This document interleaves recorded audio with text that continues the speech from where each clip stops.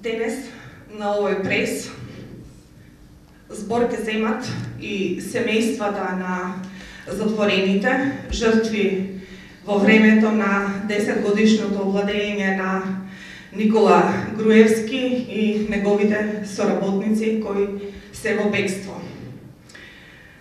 Најпрвин би сакала да ја известам македонската јавност дека пред 18 или 19 дена во Собранието на Република Македонија предлагачите Јакуповски Адем, Алија Кадриевски и Нехат Касами го доставија предлог законот за амнистија.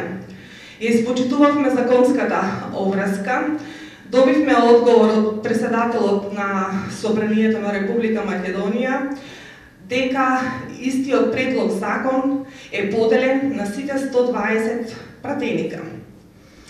Како што знаеме, до денеска не добивме никаков дополнителен одговор, иако очекувавме и се надевавме дека нашата борба за пат на овој режим беше правда за сите, а не беше правда, селективна правда. Очекувавме дека ќе собереа некој од пратениците храброст, како што следува по законот, или поединец пратеник или пратеничка група, предлог законот да го достави на дневен ред. Меѓутоа, досега никаква информација, ниту трага, ниту глас од нашиот предлог. Пред 2 години јас бев предлагач на законот на амнестија.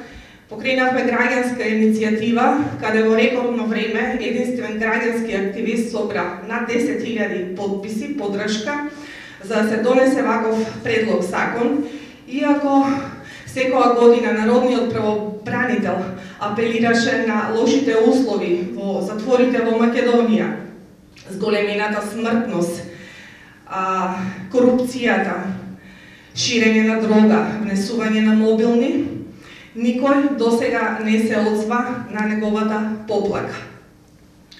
Од неодамна, сигурно пред една недела или 10, последниот извештај беше да се затвори приемното оделение. Приемното оделение имаме фотографија на лица во една соба, 4 на 4 квадрата, лежат како сардини. Ќе видите сликата. Немавме доволно финанси, бидејќи ние како граѓански активисти не можевме да направиме поквалитетни слики. Има една слика каде што веќе е проширена зараза.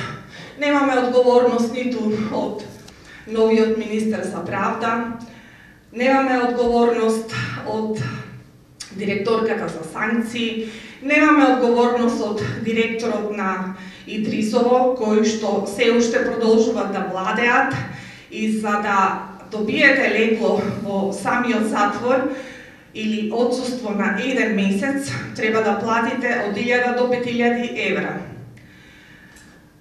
Дали овие лица се уште треба да седат во нивните директорски места или треба да одговарат за злоделата? Можеби после ова моја изјава ќе бидам демантирана, меѓутоа имам сведоци каде што преку посредник се собирани илјадници евра до директорката на санкции.